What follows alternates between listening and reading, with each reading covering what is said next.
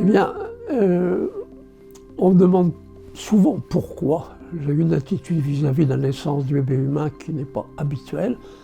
La raison pour cette situation, facile à résumer, c'est que je ne suis pas à l'origine gynécologue accoucheur.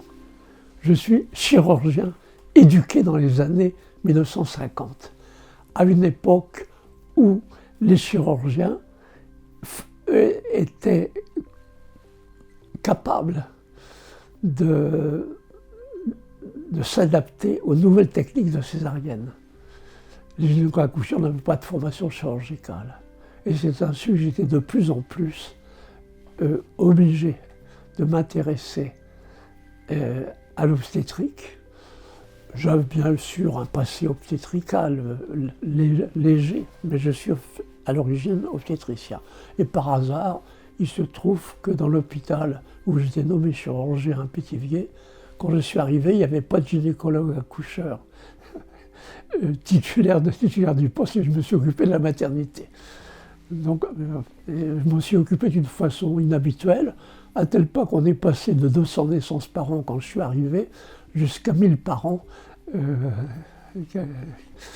une décennie plus tard.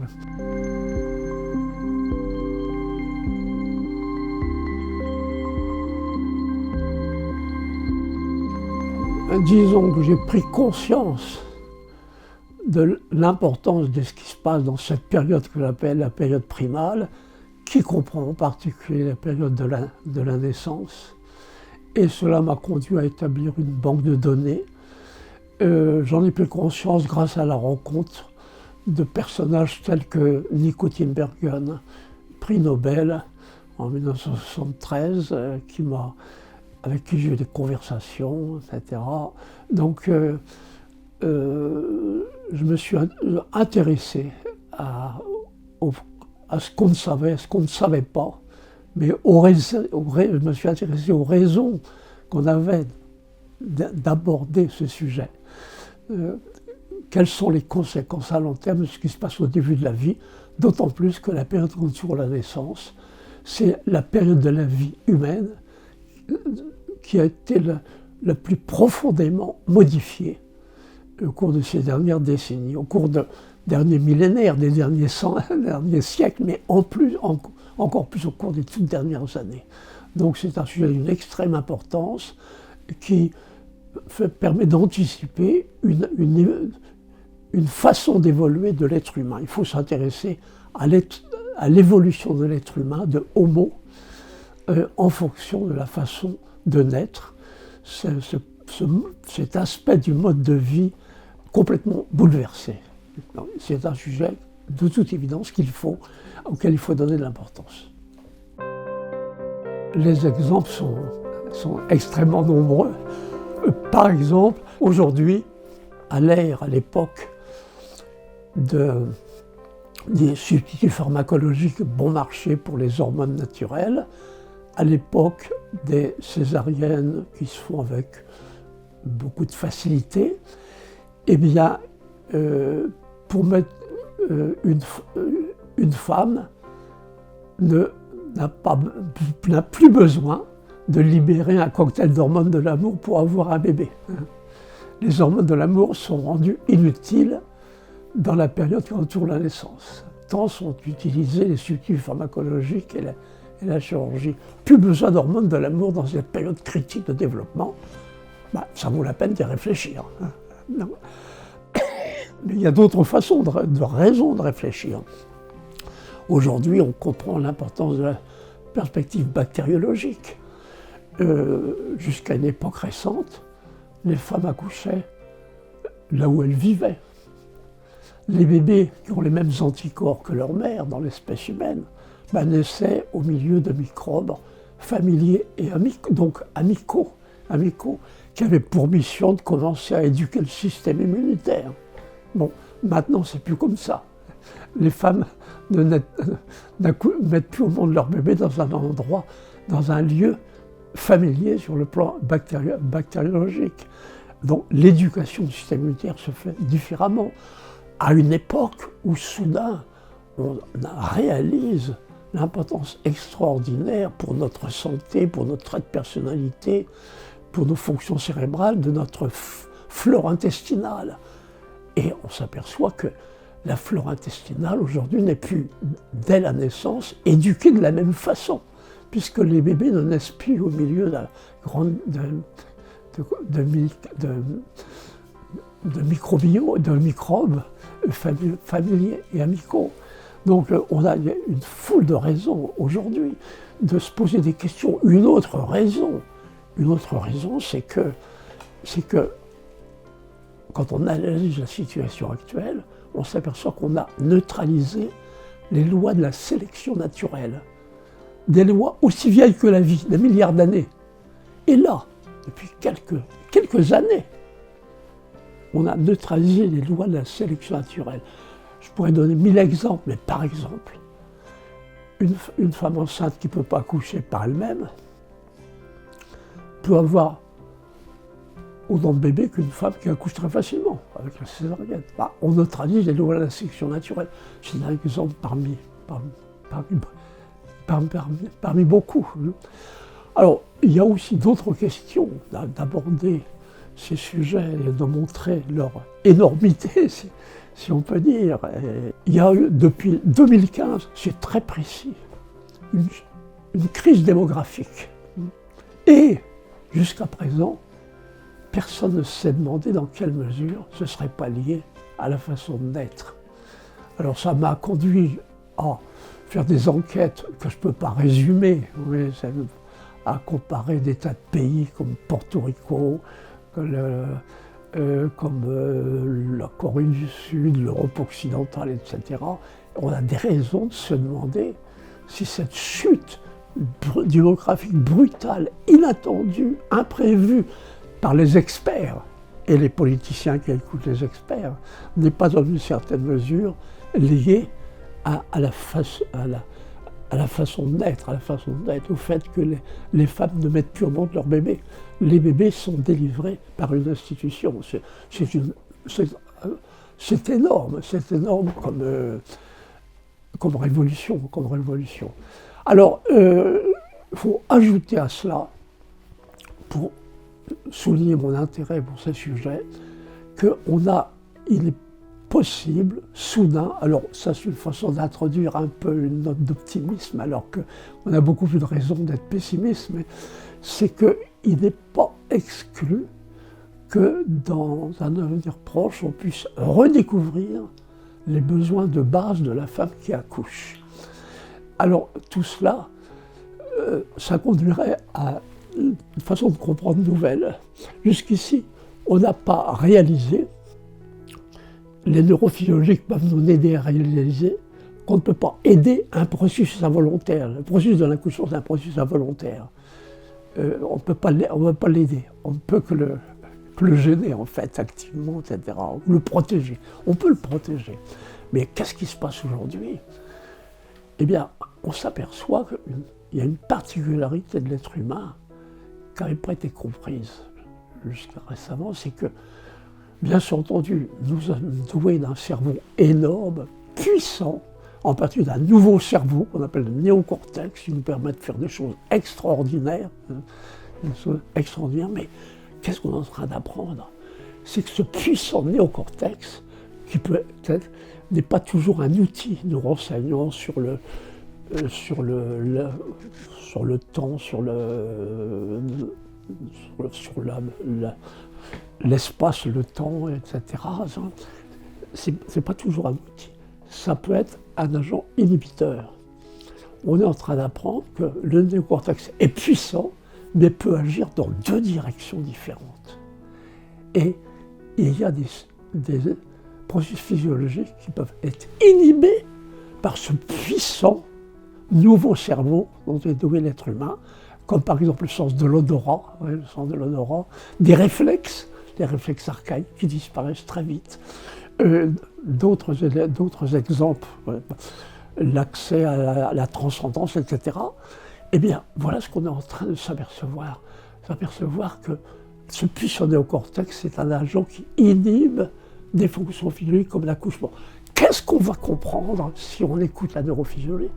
On va apprendre que l'important, quand une femme accouche, c'est qu'elle soit protégé contre tout ce qui pourrait stimuler son nouveau cerveau. Qu'est-ce que ça veut dire? Faut socialiser le moins possible.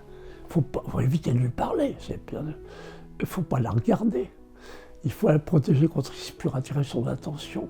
Alors, il n'est pas exclu, si on tient compte de ce que nous apprennent, commencent à nous apprendre les neurophysiologiques, que dans l'avenir, on puisse redécouvrir les besoins de base de la femme sous la couche qui sont oubliés depuis l'époque de l'avènement de l'agriculture, la domination de la nature.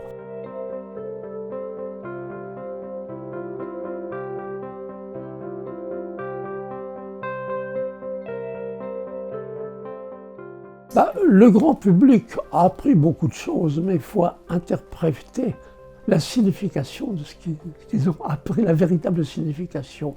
Tout le monde aujourd'hui sait que l'ocytocine, c'est l'hormone de l'amour. Tout le monde en a entendu parler. Alors que ça n'a été démontré pour la première fois qu'en décembre 1979. C'est quand même rien. Donc c'était plus difficile de parler de cela. Mais tout le monde sait. Tout le monde sait que la prolactine, qui est aussi impliquée dans l'accouchement, c'est une hormone de l'amour. Et tout le monde sait que les opiacés, les endorphines, ça facilite les attachements, etc. Le problème, ce n'est pas la connaissance, c'est d'en prendre conscience. De montrer l'importance de certains faits connus. Voilà ce qui est particulier à notre époque. C'est que nous sommes à une époque où on est bombardé de connaissances. Et on n'arrive pas, parmi toutes ces connaissances, à sélectionner celles qui sont particulièrement importantes et à réunir celles qu'il convient de réunir. Ce qu'il faut aujourd'hui, c'est une prise de conscience. Une prise de conscience. C'est plus tellement l'accès à la connaissance. Et la prise de conscience essentielle suivra un événement qui peut-être se produira, c'est que notre puissant néocortex est un agent qui inhibe certaines fonctions physiologiques au lieu de les aider, et en particulier le processus de l'accouchement. Alors, si on arrive à comprendre cela, à faire comprendre cela, jusqu'ici, ça peut être compris de certaines physiologies, mais il y a beaucoup de données qui ne pénètrent pas le milieu médical, qui sont dispersées dans des publications purement scientifiques. Oui.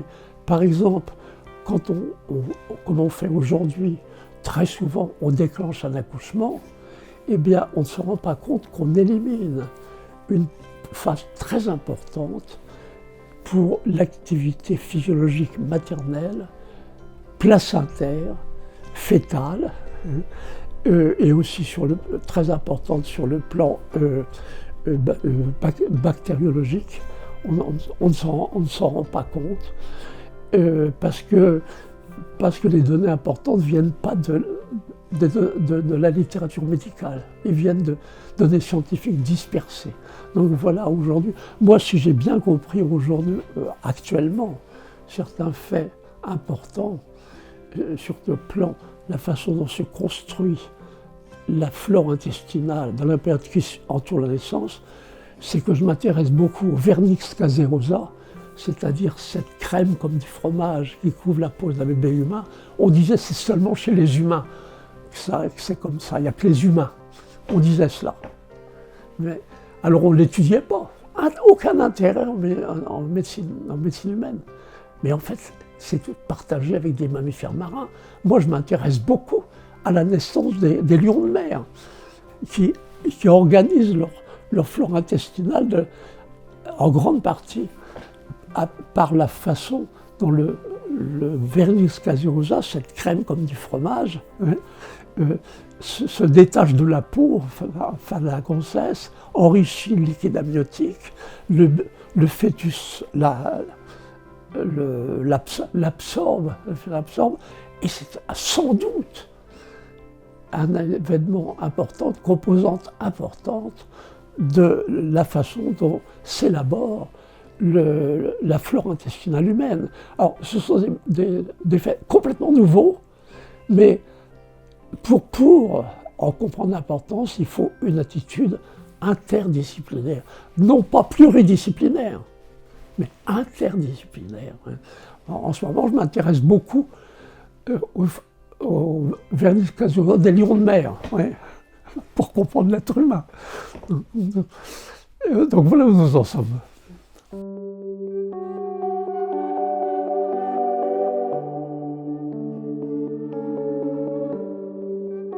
La phase du mode de vie humain la plus modifiée, qui a été le plus modifiée au cours des derniers millénaires, encore plus des derniers siècles, encore plus au cours des toutes dernières années, c'est la naissance. Et pour des tas de raisons, on comprend que c'est une période critique dans la formation de l'être humain. Bien, on a de multiples raisons de se poser cette question première. Hein.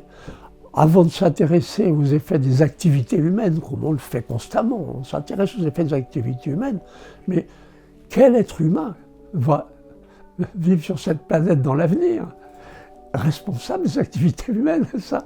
Donc il faut un peu modifier la façon dont on formule les questions. On est dans une situation telle que jusqu'à présent les experts en évolution ne s'intéressent qu'au passé et les futurologistes ne s'intéressent pas à l'évolution humaine, ils s'intéressent qu'aux activités humaines. Donc on va anticiper une évolution de l'être humain. Et que va devenir l'humanité. L'humanité et ses activités. Dans la mesure où il y aura une évolution profonde, comme ça n'est jamais produite de l'être humain, c'est profond. Et jamais on n'avait neutralisé les lois de la sélection naturelle depuis des milliards d'années. Hein. Donc il faut poser des questions. Nous sommes à une époque où l'important, c'est d'abord d'analyser des situations sans précédent. Nous avons évoqué des situations sans précédent. Et ensuite, à partir de là, formuler les questions qui s'imposent. Voilà. Il ne faut pas se presser pour avoir des théories, anticiper des réponses. Ça, il ne faut surtout pas se presser. Il faut d'abord bien formuler les questions en fonction de situations sans précédent. Voilà où nous en sommes. J'ai suggéré les principales questions, hein, en demandant mais à quoi servent les hormones de l'amour, en évoquant la perspective bactériologique. Ça permet de se dire, il faut comprendre une chose, sur un plan bactériologique, il y a deux sortes de naissances. Il y a la naissance à la maison et la naissance ailleurs. Voilà, c'est une nouvelle façon de parler de la naissance. Sur un plan bactériologique, c'est indiscutable. Sur un plan bactériologique, naissance à la maison, naissance ailleurs. Eh bien, jusqu'à présent, sur le plan bactériologique, on n'a pas opposé naissance à la maison et naissance ailleurs. Or, sur un plan bactériologique, naître dans une maison de la naissance, il faut reconnaître que c'est naître ailleurs. Donc, sur ce plan-là, il faut classer les naissances en maison de naissance, parmi les naissances ailleurs.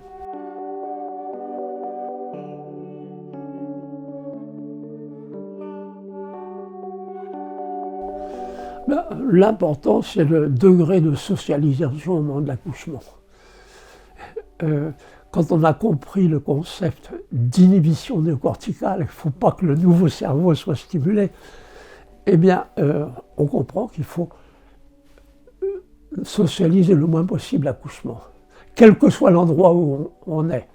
Il est très facile de perturber une naissance à la maison, s'il y a trop des personnes autour qui observent. Parfois, certaines femmes se sentent moins observées dans un milieu hospitalier, ça dépend du comportement. Donc la question, c'est pas tellement le lieu tel qu'on l'offre, c'est aussi l'atmosphère, la compréhension de la physiologie. On peut être silencieux à l'hôpital et bavard à la maison, ou inversement, bien entendu. Donc, il faut réaliser tout ça, c'est complexe. Mais d'une façon générale, il y a un mot clé qui caractérise l'accouchement à notre époque. Notre époque, c'est ce qui a commencé il y a 10 000 ans, hein, avec la domination de la nature, c'est la socialisation. Il faut se demander quoi faire pour socialiser le moins possible l'accouchement. Voilà, quand on a compris qu'il ne faut pas stimuler le néocortex, voilà comment on pose des questions, ce qui explique le titre d'un de mes livres, qui s'intitule en français « L'humanité survivra-t-elle à la naissance socialisée ?» Pour moi, c'est la question clé. Oui. Pour moi, c'est très important de divulguer le concept de naissance socialisée. C'est le seul objectif que je mets avec la naissance aujourd'hui. Elle est socialisée par rapport à toutes les ères paléolithiques, c'est-à-dire des millions d'années, où les femmes s'isolaient pour accoucher.